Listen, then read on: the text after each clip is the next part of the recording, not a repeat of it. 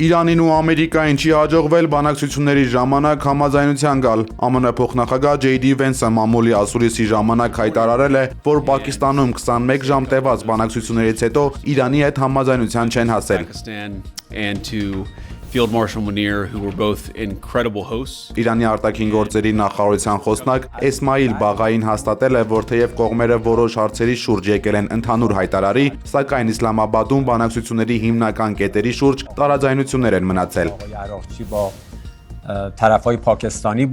Բաղային հայտնել է, որ վերջին 24 ժամվա ընթացքում քննարկումները ներառել են այնպիսի առանցքային թեմաներ, ինչպիսիք են Հորմուզի նեղուցը, Իրանի միջուկային ծրագիրը, պատերազմական փոխհատուցումները, պատժամիջոցների մեղմացումը եւ ռազմական գործողությունների ավարտը։ Պակիստանյան աղբյուրները նշում են, որ Իսլամաբադը գործադրել էր բոլոր ջանքերը տասնամյակների ընթացքում առաջին բարձր մակարդակի դեմարդեմ քննարկումների համար, սակայն նրանք չկարողացան ստիպել երկու կողմերին համաձայնության գալ պատերազմը դադարեցնելու պայմանների շուրջ։ Ամերիկյան որոշ աղբյուրների համաձայն էլ ԱՄՆ-ն սեղանին է թողել գործաքի իր առաջարկը, որին Թեհրանը դեռ պետք է արձագանքի։ Բանակցությունների ձախողումից հետո Պակիստանի արտգործնախարար Իսհակ Դարը կոչ արել կողմերին պահպանել հրադադարը ու նշել, որ Իսլամաբադը կշարունակի միջնորդական ջանքերը։ Միևնույն ժամանակ իրանական բանակցային թիմին մոտ կանգնած աղբյուրը Fars News-ին հայտնել է, որ Իրանը բանակցությունների հաջորդ փուլի ծրագրեր չունի։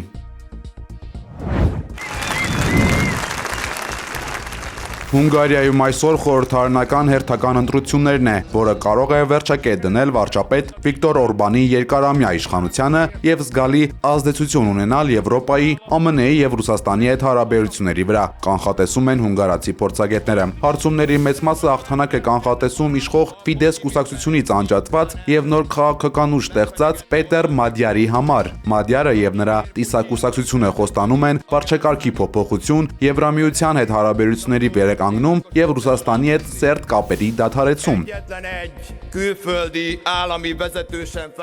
Չնայած ընդդիմադիր տեխնացուի աճող վարկանիշին, Վիկտոր Օրբանը քվեարկության նախօրեին հանդես է եկել ինքնավստահ հայտարարությամբ, խոստանալով այնպիսի հաղթանակ, որը կզարմացնի բոլորին։ Նա շարունակել է իր քարոզարշավի հիմնական թեմաները, թիրախավորելով Բրյուսելին ու Ուկրաինային եւ հայտարարելով, որ իրենք չեն տա իրենց զենքն ու փողերը։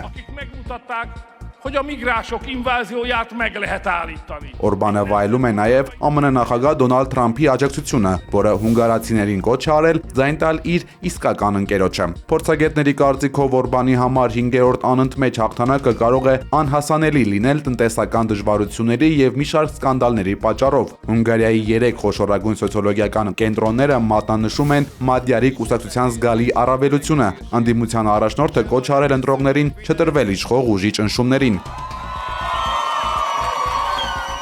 Կանխատեսվում է, որ ընտրությունների ելքը որոշիչ կլինի նաև Ուկրաինային տրամադրվող աջակցության հարցում, քանի որ Օրբանը բազմիցս վետո է կիրառել Եվրամիության օգնության փաթեթների վրա։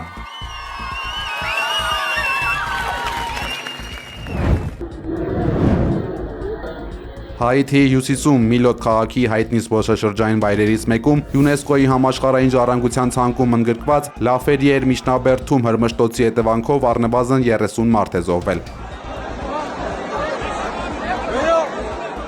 Ողբերգությունը տեղի ունեցել ամենամյա Զատկի հավաքի ժամանակ, որին մասնակցում էին մեծ թվով երիտասարդներ։ Ըստ նախնական տվյալների, հրմշտոցը սկսվել է ամրոցի մուտքի մոտ։ Իրավիճակն ավելի է սրվել հանկարծակի սկսված հորդառատ անձրևի պատճառով, ինչը խուճապ է առաջացրել ամբոխի մոտ։ Երկրի իշխանությունները հայտնել են, որ զոհերի թիվը կարող է աճել, որոնողական աշխատանքները շարունակվում են։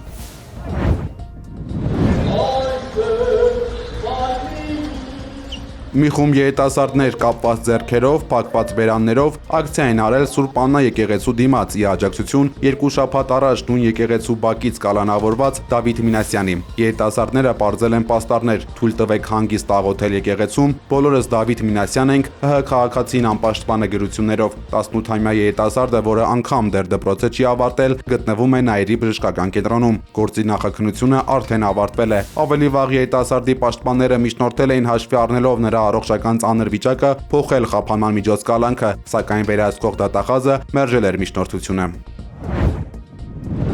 Հայաստանի կառավարության որոշմամբ Մերձավոր Արևելքում ռազմական գործողությունների պատճառով չեղարկված շվերտների հետևանքով նոր ավիատոմսեր գնաց քաղաքացիներին կտրամադրվի մինչև 250,000 դրամ փոխհատուցում։ Այս կարգը վերաբերում է 2026 թվականի փետրվարի 28-ից մինչև մարտի 25-ը ընկած ժամանակահատվածում կատարված ծախսերի վրա, այդ թվում ԱՄԷ-ում, Կատարում, Քուվեյթում եւ Իսրայելում սովորող այն ուսանողների համար, ովքեր անվտանգային իրավիճակով պայմանավորված վերադարձել են Հայաստան։ Հայտերը պետք է ներկայացվեն մեկ ընտանիք մեկ հայտ սկզբունքով, ընդ որում փոխհատուցումը կարող է տրվել հիմնական հայտատուի եւ նրա հետ ճամփորդած ընտանիքի անդամների համար։ Գումարները պետք է նշել մեր դրամով, կիրառելով գործարքի օրվա համար կենտրոնական բանկից սահմանած փոխարժեքը։ Ներկայացված տեղեկատվության իսկությունը ստուգվելու է սահմանային էլեկտրոնային համակարգի եւ ավիաընկերություններին ուղղված հարցումների միջոցով, իսկ հաստատված գումարը կփոխանցվի քաղաքացու անունով գործող ցանկացած տեղական դրամային բանկային հաշվեհամարի։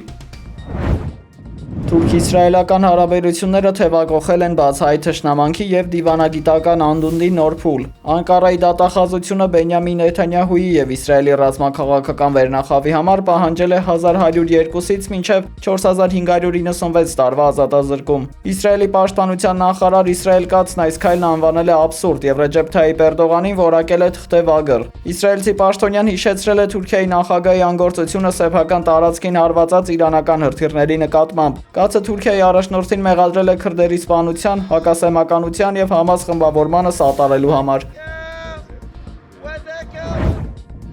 Ես արժանապատիվ խաղաղություն եմ ուզում, արժանապատիվ խաղաղություն, ոչ թե պարտադրված։ Այս խոստման ետևից է ազատության հրապարակ եկել երիտասարդն ու նրա նման մոտ 40,000 Հայաստանի քաղաքացիներ։ Մարդիկ վստահ են, որ միայն Սամվել Կարապետյանը կարող է բերել իրենց ուզած արժանապատիվ խաղաղությունը։ Նաև իրական տնտեսական զարգացում։ Ուժեղ Հայաստան կուսակցության քաղխորհրդի անդամ Նարեկ Կարապետյանը իր ելույթում նկատել է, որ տարիներ շարունակ գործող իշխանությունը ոչ միայն չի իրականացրել տված խոստումները, այլև հետևողական թուլացրել է պետության հիմքերը։ Այսօր ըստ Կարապետյանի Հայաստանը կանգնած է պատմական երկընտրանքի առջև, կամ շարունակել ներկա ընթացքը, որը նա բնորոշել է որպես լճացման ու անապահովության շրջան, կամ գնալ արմատական փոփոխությունների ճանապարհով։ Ասել է հունիսի 7-ին մենք պարզապես քաղաքական ընտրություն չենք անելու, այլ քվեարկելու ենք հանուն երկրի որակական փոփոխության։ Ընտրությունը մեկն է։ Փոփոխություն Սամվել Կարապետյանի հետ, թե լճացում, աղքատություն, անարգանք իրար հանդեպ ու վաղ հարևաններից Փաշինյանի հետ։ Ո՞րն է մեր ընտրությունը։ Ընտրությունը պարզ է։ Ուժեղ Հայաստան ունենալու համար մեզ պետք է այդ փոփոխությունը։ Հանրահավաքի մասնակիցները, որոնց հետ զրուցել ենք հրապարակում, համաձայն էին այս տեսակետի հետ։ Տարածվող ատելությունը խեղդում է, ասել են քաղաքացիները։ Մեր հասարակությունում ամենից կարևորը ատելությունը պետք է վերանա։ Ատելությունը բերում է վրեժլուծության եւ ամեն վատ բաներ։ Այս 8 տարի ատելությունը բերել է, որ այս հասարակությունը այդ ատելությունը մաշին խեղդում է։ Պետք է պայքարենք, փորձենք, հույսով մնանք, որ պետք է հաղթենք։ Չի կարա սենց մնա։ Սա կկործանի երկիրը։ Այս Թուրքիա իջարե, զիքոյ արքայություն, եւ զորություն, եւ հարավիտյանս ամեն